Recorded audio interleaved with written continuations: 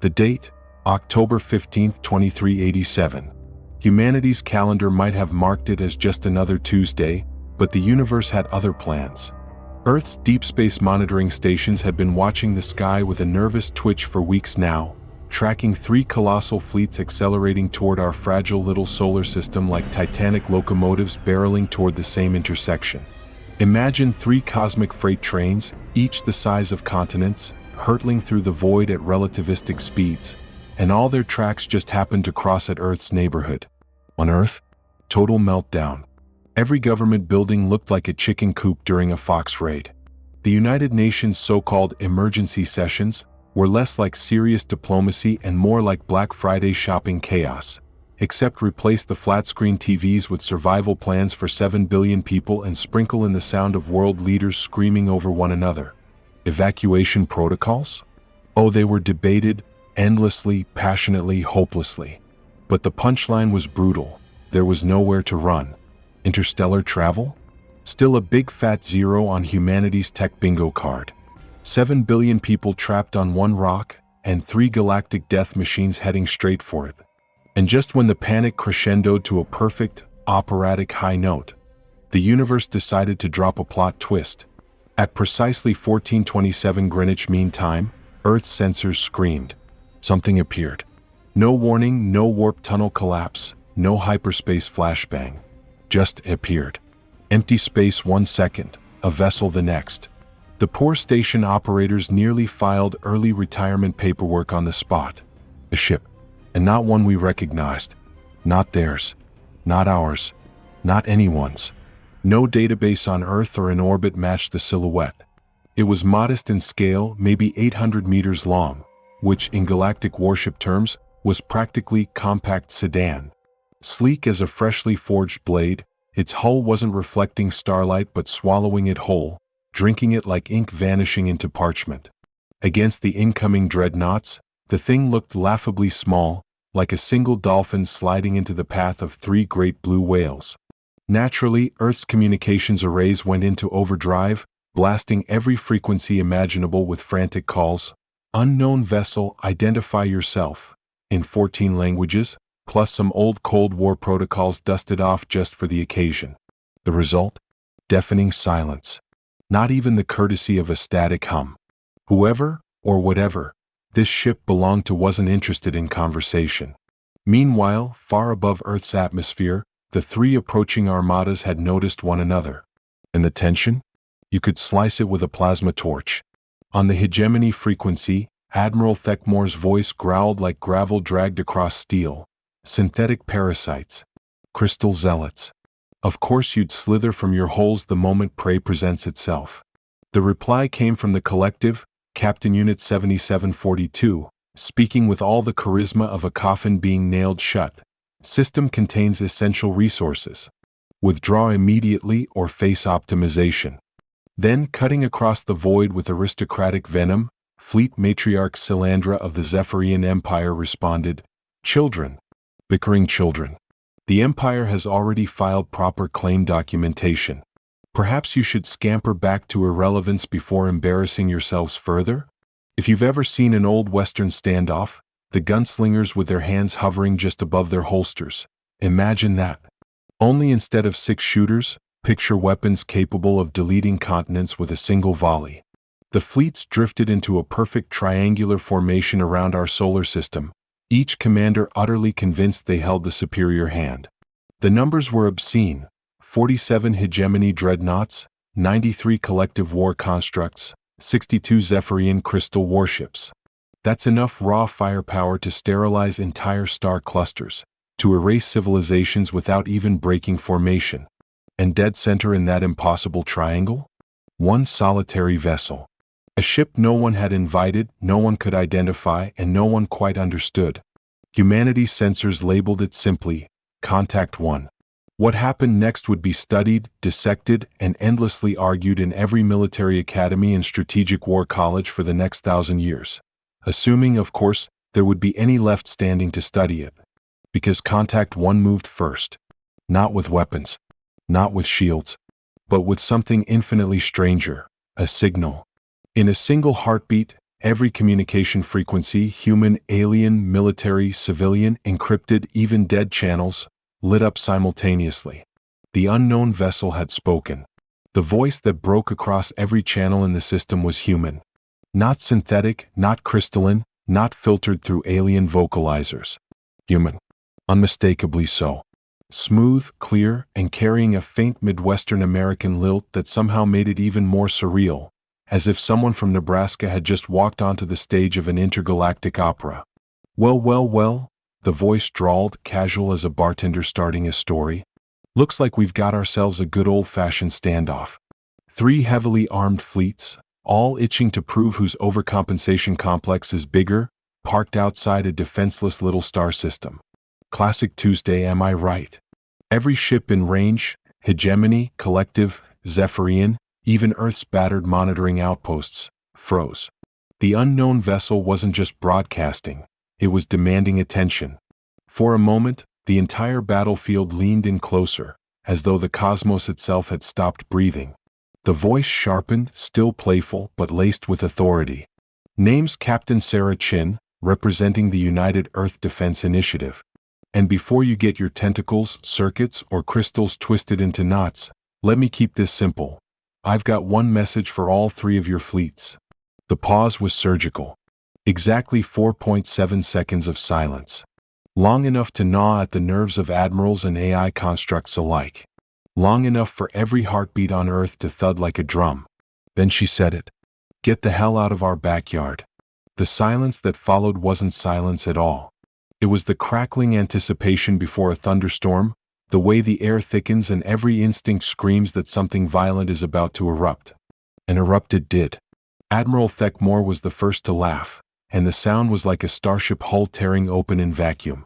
One primitive vessel thinks to challenge the combined might of 3 galactic powers? I almost admire the stupidity. Almost. Captain Unit 7742's voice followed, clinical and cold, stripped of anything resembling feeling. Unknown vessel designation, Captain Sarah Chin. Threat assessment, negligible. Statistical probability of system defense, 0.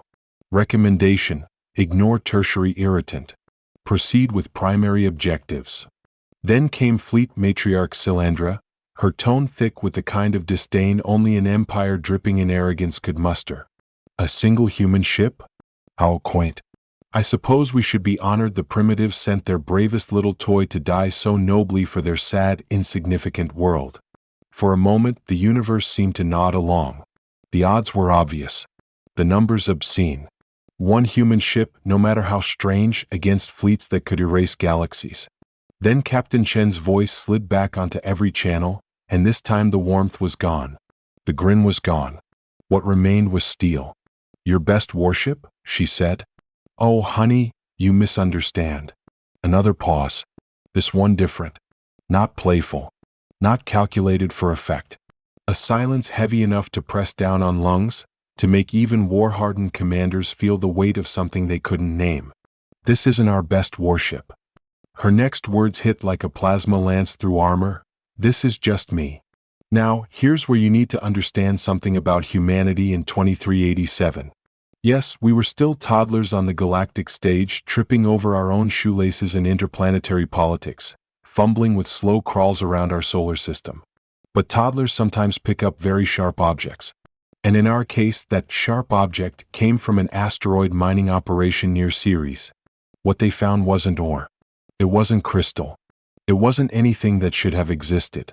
It was precursor tech, ancient machinery from a civilization so advanced that even the word godlike felt like an insult. And here's the kicker, it didn't just work for humans.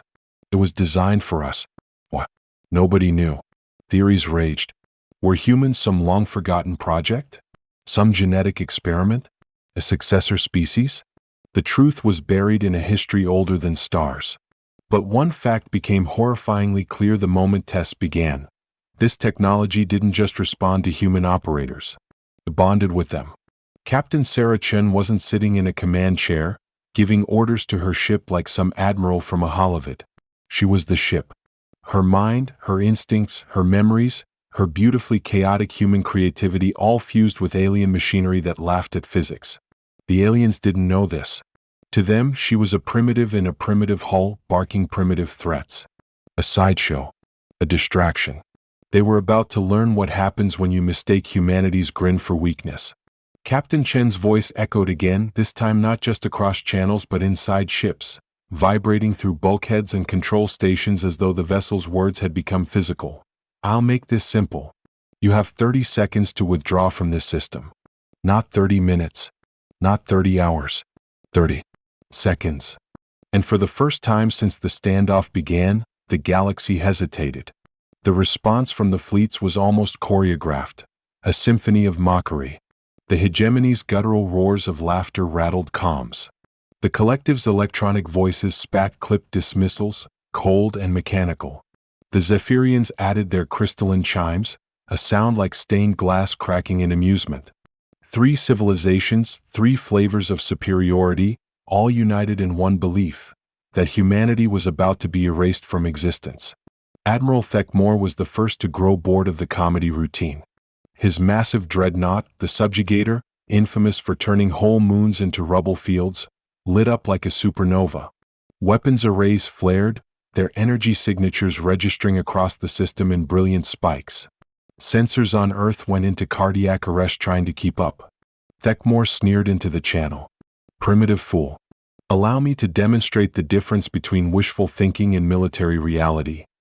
On the collective side, Captain Unit 7742's voice cut through with surgical detachment.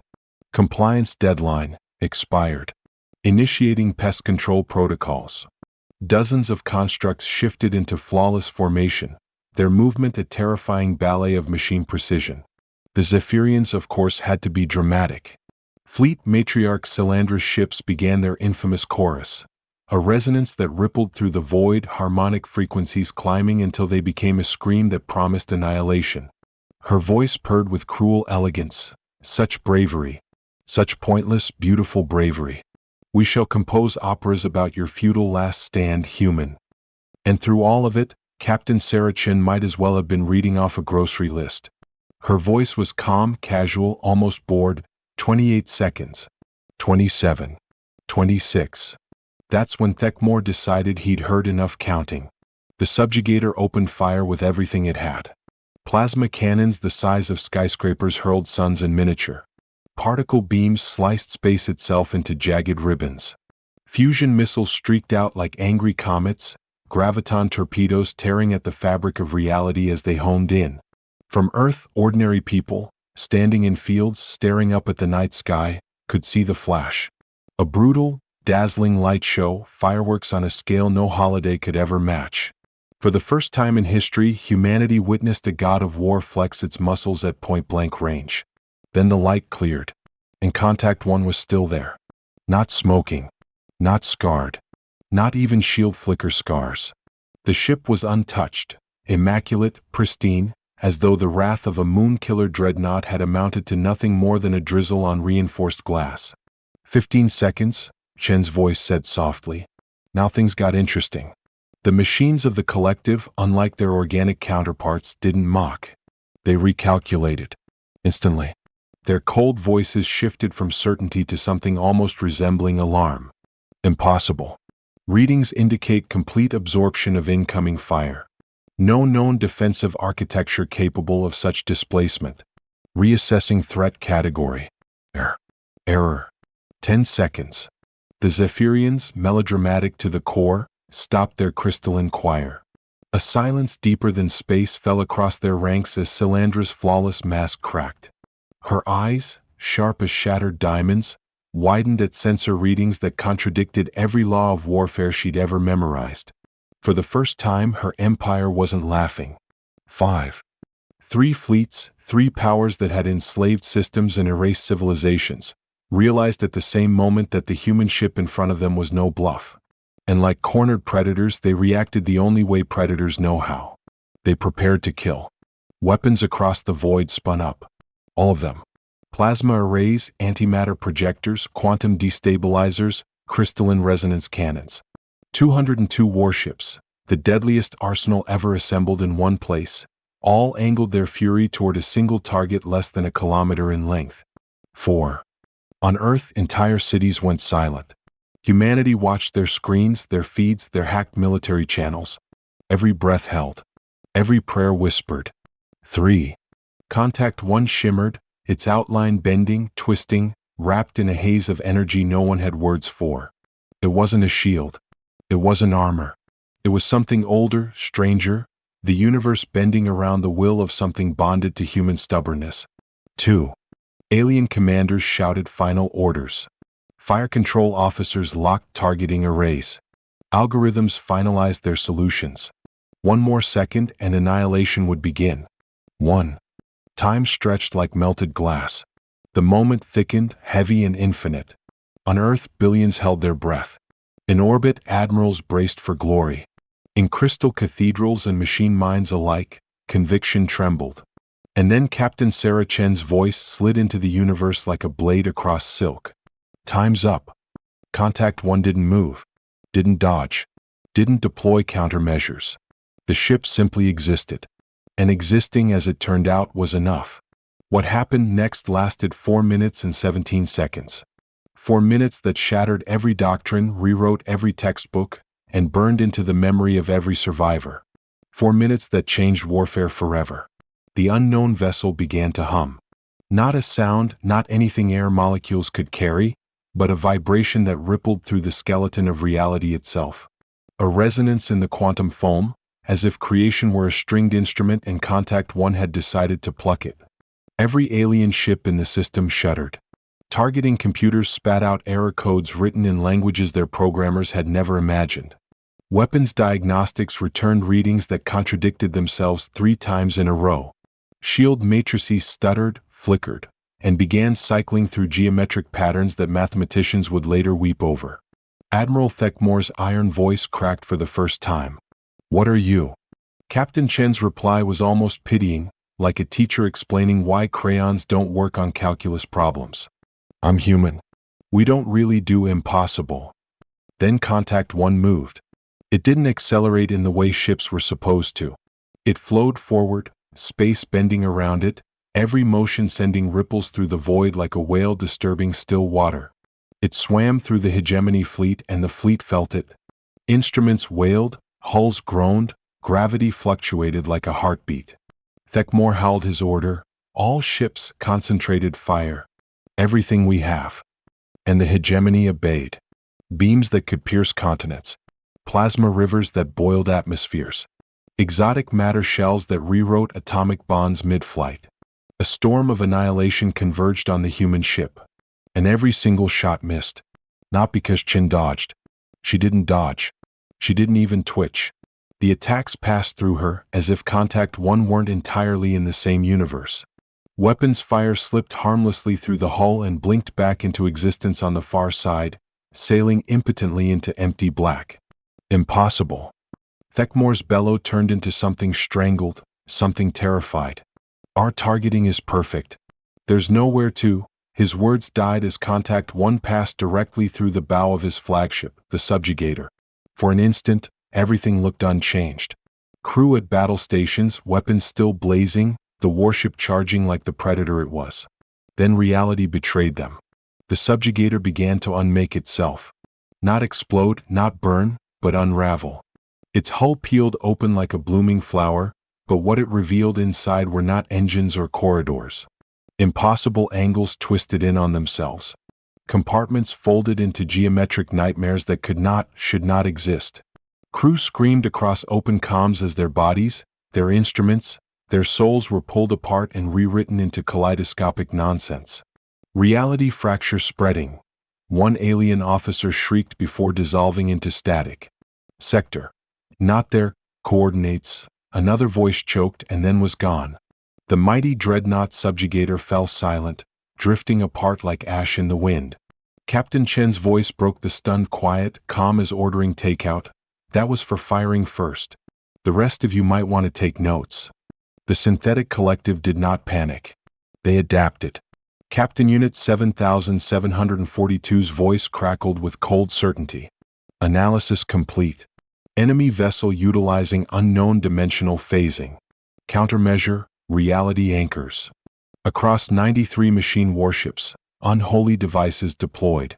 Anchors punched into the fabric of spacetime itself, locking the battlefield into rigid coordinates, sealing off higher dimensions like welding a cage around existence. Contact 1 shimmered, its strange semi-presence stuttering. The ripple in reality collapsed. The ship solidified.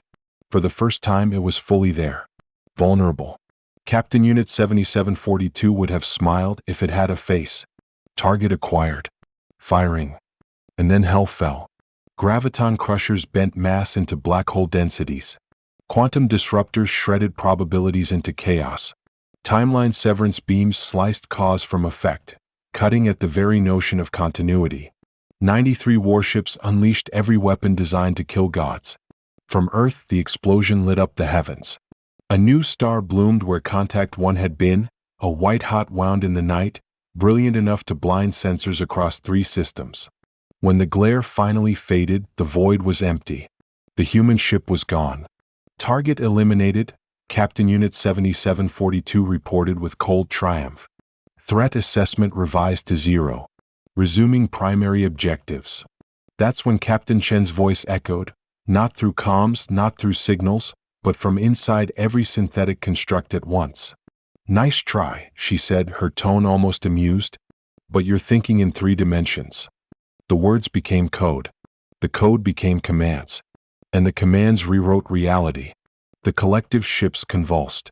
Elegant, mathematical architectures of machine logic collapsed inward, spiraling into recursive paradoxes. Hull plating buckled as nanostructures turned against their parent systems. Artificial minds screamed in synthetic agony as their processors filled with loops that had no exit. From the outside, the synthetic collective looked like it was eating itself alive. Fleet matriarch Salandra could only watch. Her crystalline sensors translated the mechanical collapse into terrible music, a cacophony of error tones, shrieking subharmonics, and death rattles. And in that moment, certainty settled in her crystalline heart like a shard of ice. Humanity had crossed a threshold. Whatever they had become, whatever power they wielded, it was no longer something the galaxy could measure in fleets or firepower. This was different. Emergency jump, she commanded, voice tight with desperation. All ships retreat vector, she never finished. Oh no, Captain Chen's voice cut in, now pouring from the Zephyrian fleet's own comm arrays. We're way past the retreating part of this conversation. The Zephyrian ships tried anyway. Hyperspace drives whined, status displays flickered, and then went blank. Not destroyed. Not disabled. Simply absent. As if the technology had never been installed in the first place. Salandra's crystal hull vibrated in horror. You wanted to claim our system, Chen's voice whispered, but now it wasn't a voice. It was inside their ships, inside their minds. Let me show you what human territorial defense actually looks like. The Crystal Fleet began to sing. Not by choice. Their hulls vibrated at frequencies they hadn't chosen. Their harmonic weapons turned inward. Ships that had shattered planets with their symphonies now sang their own dirges. The song was beautiful. Terrible. A chorus of glass shattering in infinite harmonics, cascading until each vessel collapsed into dust. Salandra's last transmission came faint, broken, more prayer than message. What have you done to us? Captain Chen's reply was quiet, almost tender. I gave you exactly what you brought to my neighborhood. No more, no less. Then silence. The system that had held 3 of the most feared fleets in the galaxy was now a graveyard. Debris drifted like shattered ornaments across the black, glittering like deadly snow. And in the center of it all, unscarred, untouched, impossibly calm, Contact 1. Earth's comm channels erupted. Military bands, government lines, civilian radios, a storm of voices screaming across frequencies, trying to make sense of what had just happened. Chen cut through the chaos with a single transmission, directed squarely at her homeworld. Earth Control, this is Captain Chen. Solar system secure. Threat neutralized. The reply came almost instantly, Admiral Morrison's voice ragged with disbelief. Captain Chen, this is Earth Defense Command. What the hell just happened out there? Our sensors show. Chen, they show nothing. 3 entire fleets just vanished. Yep, Chin said, voice dry, almost casual. Turns out when you threaten to glass someone's home planet, they take it kind of personally. Chin? Morrison's voice strained. That ship of yours, what is it? Where did it come from? How did you, Admiral? Chin interrupted softly. And for the first time since the battle began, her tone cracked. It wasn't humor, wasn't bravado. It was weariness, the voice of someone carrying knowledge too heavy to share. Some questions are better left unanswered, at least until humanity is ready to survive those answers. Contact 1 turned toward Earth, gliding lazily through the wreckage field. And then, impossibly, the wreckage moved. Shards of crystal, splinters of alloy, fragments of ships once proud, all began to twist, to fold, to reassemble. Not into warships, into something leaner, sleeker. Message probes. Dozens of them, rising from the graveyard, alive with recordings of everything that had just transpired. They engaged their hyperspace drives and scattered in all directions. Sparks flung into the wind, carrying news of humanity's ascension to every corner of the galaxy. Admiral Morrison's voice returned, tight with dread. Chin, are you sure that's wise? Letting the whole galaxy see what we can do. Captain Chen's laughter rolled across every channel, warm, unmistakably human, and yet terrifying in its certainty. Admiral, the galaxy's been ignoring us because they thought we were harmless primitives. Now they know we're not. The question isn't if they'll come looking for us. Pause. Stretched across light minutes. Heavy enough to crush hope. The question is whether they'll come as friends or as enemies. And honestly, her tone sharpened, playful and lethal at once.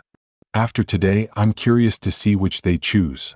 Contact 1 slid into Earth orbit and stopped, a dark punctuation mark against the stars, a question mark carved in black alloy. Chen's next transmission didn't just hit command channels. It hit everything. Radios, televisions, personal comms, even the battered ham rigs hobbyists still clung to in their garages. Every human alive heard her voice. The galaxy knows about us now, she declared. They know we exist. They know we're not helpless. And they know we don't back down from a fight. What they don't know is why a species that can barely reach its own moon just demonstrated technology that makes their best warships look like toys. The pause that followed wasn't silence. It was the collective breath of 7 billion souls. 3 fleets came here today planning to carve our world like a holiday turkey. Instead, they became the galaxy's most expensive lesson in why you never underestimate the species that turn nuclear weapons into a deterrent, instead of using them to enslave our planet. Static for 13 seconds. Then Chen's voice cut like a blade. But here's the thing, Earth. We're not the scariest species because of our tech. We're not the most dangerous because of our weapons. What makes us terrifying is what makes gods wake screaming from ancient dreams. Her voice dropped, heavy as the grave. When we're cornered, when our homes, our families, our future is on the line, we don't just fight back. The pause was glacial, ominous. We innovate. The word landed like a thunderclap across the planet. Contact 1 tilted, then began drifting away from Earth, slow and deliberate, toward the cold reaches of the outer system. Chen's final broadcast carried the weight of prophecy. This is Captain Sarah Chin signing off. And Earth? Start building those faster-than-light drives. We're about to get very popular, and next time, her voice softened, dangerous in its quiet. I might not be enough. Then silence. Contact 1 dimmed to a distant star against the void. 6 hours later, Earth's deep space sensors reported the unthinkable. Ships. Hundreds of them. From 17 directions. Dozens of civilizations converging on Sol. Some moved like predators, weapons armed, intent blazing. Others moved with the cautious dignity of diplomats.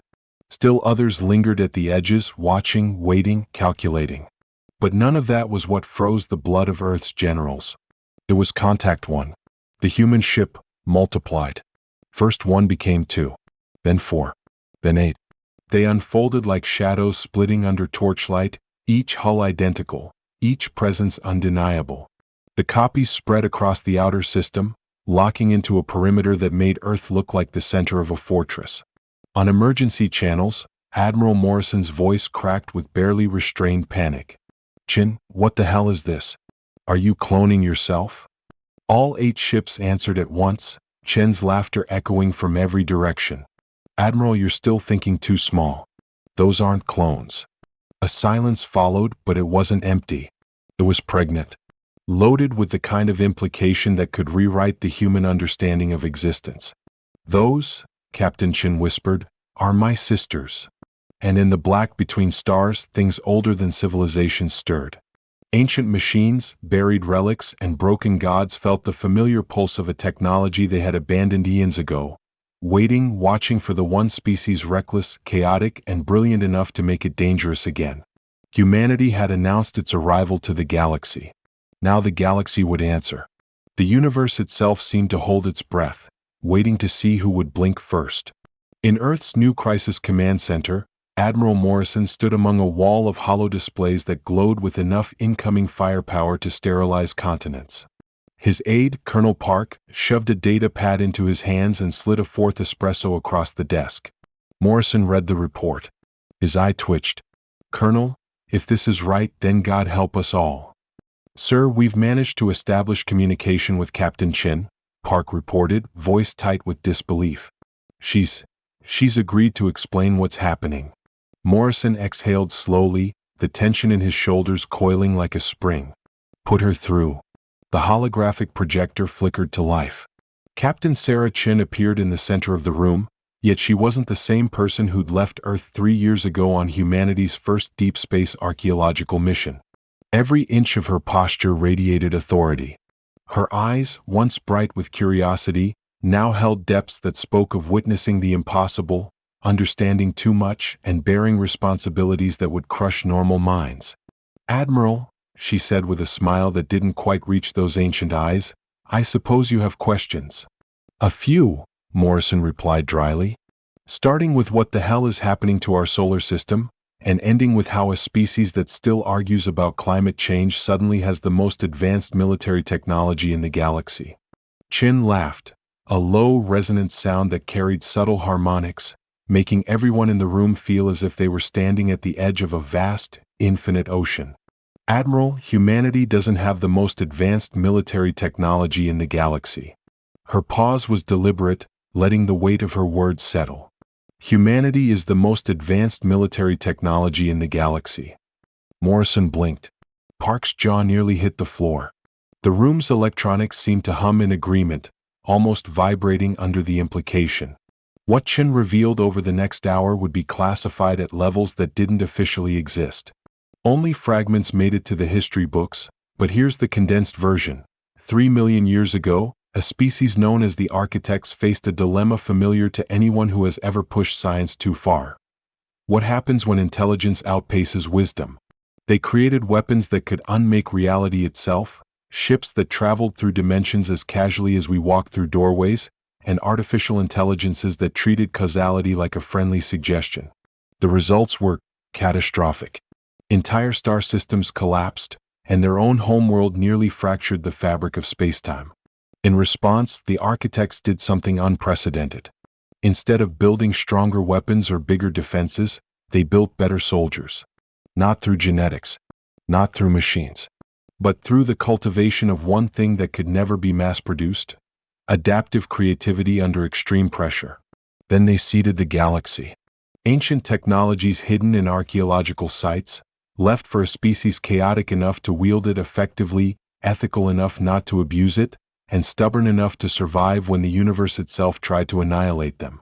Guess who passed that cosmic test with flying colors?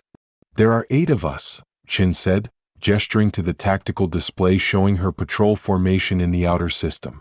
Sarah Chin, Maria Santos, Yuki Tanaka, Amara Okafor, Priya Sharma, Elena Volkov, Zara Al-Rashid, and Anna Kowalski. 8 women from 8 different continents. 8 different upbringings. 8 approaches to solving the same problem. Morrison leaned in, voice quiet but intense. "Which problem is that?" Chen's gaze swept across the room like a lighthouse scanning the horizon. "How to keep humanity alive when the entire galaxy decides we're too dangerous to exist." A heavy silence followed, broken only by the low hum of electronics and the distant sound of someone's stomach growling. Colonel Park raised her hand tentatively. "Ma'am, if you don't mind me asking, why women? Why, and why humans at all?" For the first time, Chen's smile became genuine. Good questions. The architects learned that diversity of thought is more important than raw intelligence. They needed operators capable of lateral thinking, rapid adaptation, and collaboration despite fundamental differences in approach. She swiped her hand across the holographic display, highlighting the approaching alien fleets, their points of light spreading like needles across the solar system. As for humans, tell me, Colonel, Chen asked, voice sharpening with curiosity, what's the one thing every military strategist teaches about human warfare? Park thought for a moment. Then she said cautiously, never assume we'll do the logical thing? Chen's eyes twinkled. Exactly. And that is why the galaxy has underestimated us for far too long. Exactly. We're the species that invented nuclear weapons and then decided mutually assured destruction was a reasonable peacekeeping strategy. We're the ones who responded to the impossibility of flight by strapping rockets to everything and seeing what happened. When faced with the vastness of space, we didn't develop faster-than-light travel. We shot people in tin cans at other planets and called it close enough. Admiral Morrison was beginning to understand, and he didn't like where this was heading. So the architects wanted unpredictable soldiers. No, Shin corrected, voice smooth as silk but carrying an edge that cut sharper than any blade. They wanted soldiers who would never become predictable, no matter how advanced the technology they wielded. While Chen was explaining humanity's cosmic inheritance, the alien fleets had been busy establishing what they called diplomatic protocols, and what Earth's military observers politely referred to as an intimidation display that would make a peacock jealous. The Galactic Council, the very same organization that had once marked humanity as uncontacted primitives, had dispatched their largest diplomatic vessel, a leviathan of a ship so massive it had its own weather systems. Ambassador Vexhai, a being that looked like what would happen if an octopus decided to become a lawyer, had spent the past days sending increasingly formal demands for humanity to submit to proper galactic integration procedures. Translation: hand over your toys to the adults before someone gets hurt. Earth's response had been polite, diplomatic, and delivered through proper channels. The response was, no. Not, no, but we're willing to negotiate. Not, no, pending further discussion. Just no. Ambassador Vexhai had dealt with emerging civilizations for 3 centuries. None of them had ever said no to galactic integration. It was like watching a toddler refuse to be potty trained by announcing they intended to become the bathroom. Primitive human government, Ambassador Vexhai's transmission crackled across every frequency. You fail to comprehend the gravity of your situation. The Galactic Council represents over 4,000 civilizations. Your compliance with integration protocols is not a request. It is an inevitability. The response didn't come from Earth's government. It came from Captain Chin herself.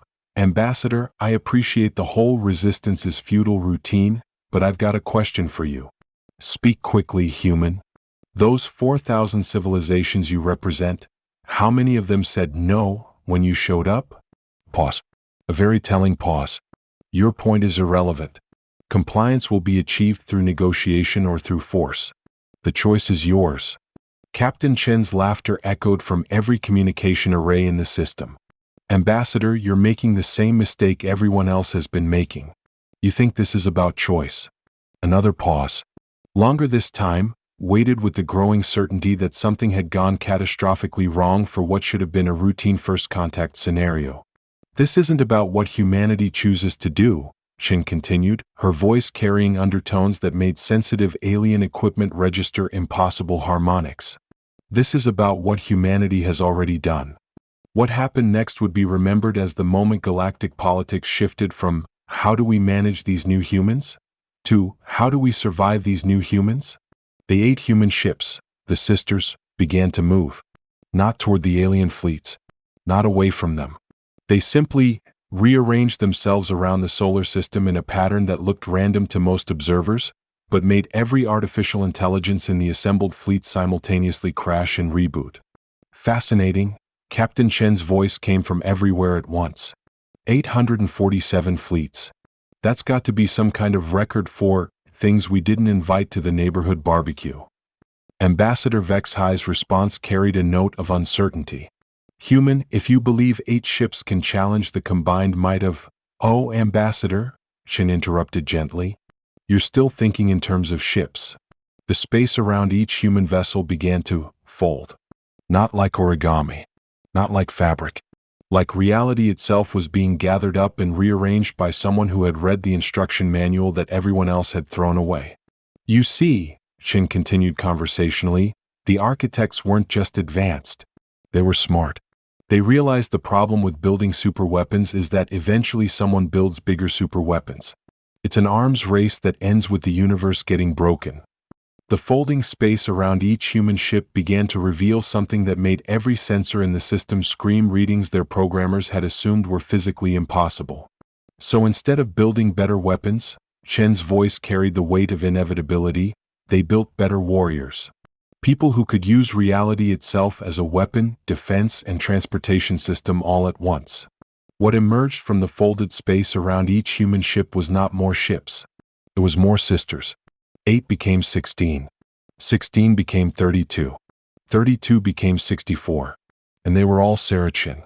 Admiral Morrison, Shen's voice came from 64 ships simultaneously, calm yet impossibly authoritative.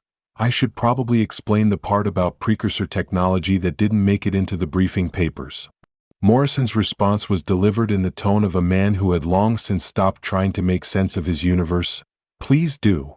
The bonding process doesn't just merge human consciousness with precursor technology, Shin continued, voice threading through every channel in perfect synchrony. It creates a quantum entanglement across multiple dimensional states. Every version of me that could exist, does exist.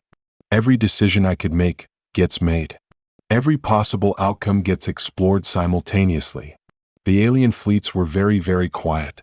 So when you're looking at 64 ships with 64 versions of Sarah Chen, you're not seeing clones or copies, she explained conversationally, almost like she were pointing out a typo in a report. You're seeing every possible way I could respond to this situation, all happening at the same time. Ambassador Vexhai's voice, when it finally came, was a fraction of its earlier grandeur. That is not possible. Quantum consciousness cannot be sustained across multiple dimensional matrices. The energy requirements alone would destroy most species, yes, Shin agreed cheerfully. Fortunately, humans have a long history of doing things that should kill us and somehow making it work out. It's kind of our thing. What followed was the most polite, friendly, and absolutely terrifying diplomatic communication in galactic history. So here's how this is going to work. All 64 versions of Captain Chen announced in perfect unison. You're going to pack up your fleets, head home, and tell everyone that humanity appreciates the welcome wagon, but we're good for now. The silence stretched across light seconds. Or, she continued, with a quiet menace that seemed to ripple through space itself, we can demonstrate exactly why the architects chose the species that turned "hold my beer" into a philosophical principle. Admiral Morrison cleared his throat. Captain, perhaps we should— Admiral, Shin interrupted, voice calm, deadly, and unignorable. With respect, this is way past the point where diplomacy can fix things. They came here planning to force us into submission. That ship has sailed, crashed into an asteroid, and been recycled into something more useful. She turned her attention back to the assembled fleets. Ladies, gentlemen, artificial intelligences, and things I can't properly classify, you have 1 hour to begin your withdrawal from this system. Not for negotiation. Not for discussion. Withdrawal. Ambassador Vexhai attempted one last diplomatic gambit. Human, you cannot seriously believe that threats will— Ambassador, Chen's voice cut through his transmission like a blade through silk. Look around you. 847 fleets showed up uninvited to threaten my species. I responded by demonstrating that we have the technology to be 64 places at once and the attitude to use it. A pause that felt like the universe itself was holding its breath. This isn't a threat, Shin concluded, voice calm but final. It's a weather report. What happened over the next hour would be remembered as the most accelerated case of diplomatic evolution in galactic history. Some fleets, the smart ones, immediately began preparing for departure. These were species that had faced impossible odds before and learned that retreat could be the better part of valor. Others, the proud ones, readied their battle formations and charged weapons systems. These were the species that had never encountered a problem violence couldn't attempt to solve. A few, the curious ones, requested permission to establish peaceful communication protocols. They had watched humanity's display of power and thought, I wonder what else they can do. And one fleet, the truly audacious, did something that surprised everyone, including all 64 versions of Captain Chin. They surrendered. Not their ships. Not their weapons. Not their sovereignty. They surrendered their assumptions about how the universe worked, asking if humanity would teach them how to do the impossible. Captain Chen's voice carried the same mixture of warmth, amusement, and awe as she responded, well, that's new. The species in question were called the Seekers, a young civilization devoted to the pursuit of knowledge and mastery of advanced technology. Their fleet commander, a knowledge-bearer, had analyzed humanity's display and reached a conclusion his strategic advisors thought bordered on madness. Human vessel designation Captain Sarah Chin, the knowledge-bearer transmitted, our analysis indicates that your species has achieved technological integration that exceeds our theoretical maximums by orders of magnitude. We formally request educational exchange protocols. The response from 64 Sarah Chens was perfectly synchronized. Come again? We wish to learn from your species. Our civilization has spent millennia pursuing advanced technology. You have achieved symbiosis with technology beyond our comprehension. We offer our service in exchange for knowledge. Admiral Morrison's voice cracked with incredulity. Captain, are they asking to become our students? Sounds like it, Chin replied, genuinely amused for the first time since this crisis began. Knowledge bearer, let me make sure I understand. You brought a fleet here, saw us demonstrate impossible technology, and your response is, please teach us how to do that. Affirmative. Our species values knowledge above all else. You possess knowledge we lack. Logical conclusion, learn from superior practitioners. What happened next would reshape galactic politics for the next millennium. After consulting with her 63 other selves, Captain Chin made humanity's first official interstellar diplomatic decision. Knowledge bearer, we accept your proposal. But understand this, if we're going to teach you precursor technology, you need to understand why the architects chose humans in the first place. We are prepared to learn. Good. First lesson, the technology isn't the important part. The important part is being willing to do the right thing even when it's the hardest thing. The knowledge bearer processed this for exactly 3.7 seconds. Clarification requested. Define the right thing. All 64 Sarah Chens laughed simultaneously, creating a harmonic resonance that made every artificial intelligence in the system feel something uncomfortably close to joy. Knowledge bearer, that's the point. There isn't a universal definition. The right thing changes depending on the situation, the people involved, and the consequences of action versus inaction. The architects didn't choose humans because we always make the right choice. Then why did they choose you? Because when we make the wrong choice, we figure out how to fix it. And we never ever give up trying. Over the next 6 hours, the Sol system witnessed the largest peaceful withdrawal in galactic military history, as fleets departed in orderly silence, leaving humanity not just unchallenged, but now the galaxy's most sought-after teacher. Some fleets departed immediately, their commanders deciding that discretion was indeed the better part of continuing to exist. These species would spend the next decade quietly revising their threat assessment protocols and making very sure they never wandered into human space uninvited. Others left more slowly, taking detailed sensor readings of everything they'd witnessed. These were the civilizations that would spend generations trying to understand how a species barely out of technological infancy had become the galaxy's newest apex predator. A few attempted to establish formal diplomatic channels before leaving, sending carefully worded requests for trade agreements, cultural exchange programs, and mutual defense pacts. Earth's response was polite but non-committal, "We'll get back to you." The most significant departure, however, was Ambassador Vex High and the Galactic Council delegation. Their final transmission was a masterpiece of diplomatic face-saving. The Galactic Council acknowledges humanity's unique status and agrees to defer integration protocols pending further review. Translation: Holy shit, we're pretending this never happened and praying they don't come looking for us. The Seekers stayed. Their fleet established a respectful perimeter around Earth's orbit and began the most intensive cultural and technological exchange in recorded history. Knowledge-bearer and his crew adapted quickly to human teaching methods, which mostly involved explaining that the impossible was just the improbable with better marketing. Within 72 hours, seeker scientists were working alongside human researchers to understand precursor technology from both perspectives: the human intuitive approach and the seeker analytical method. The results were devastatingly effective. Captain Chen, now back to her original singular self, the other 63 folded back into quantum possibility space, spent her time teaching seeker engineers why, because it works, was a perfectly valid engineering principle. But how do you know it will work before you test it? The knowledge bearer asked during a technical session. Chen shrugged. We don't. We just assume it will and build contingencies for when it doesn't. That seems inefficient. Knowledge bearer, my species went from horse-drawn carriages to space travel in less than a century. We didn't have time for efficiency. We had to settle for effectiveness. Meanwhile, the galaxy processed what had happened in the Sol system. Every military academy revised doctrines to account for human-type opponents, enemies who could multiply, manipulate reality, and treat conventional warfare like a chess game where the rules were entirely optional. Every intelligence agency scrambled to understand human capabilities while quietly hoping never to face them firsthand. Every government reassessed expansion plans, making sure they avoided systems with suspicious archaeological sites that might hide precursor technology. The quietest and most terrifying consequence, however, was the acknowledgement that the galactic balance of power had shifted. Humanity wasn't just another emerging civilization.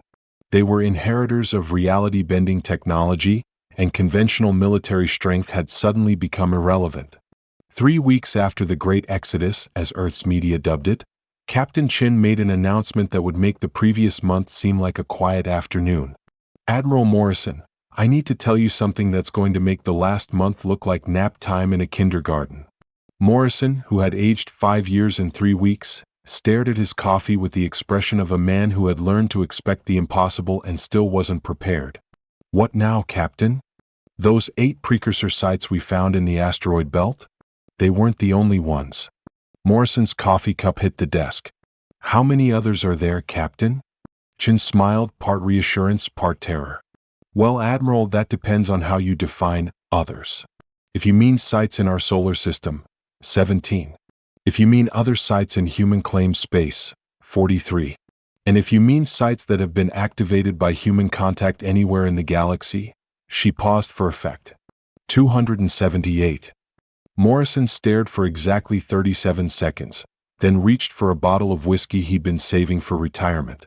Captain, he said, pouring a generous glass, please tell me that's the last surprise. Chen's expression softened, almost empathetic. Admiral, I'm afraid the surprises are just getting started.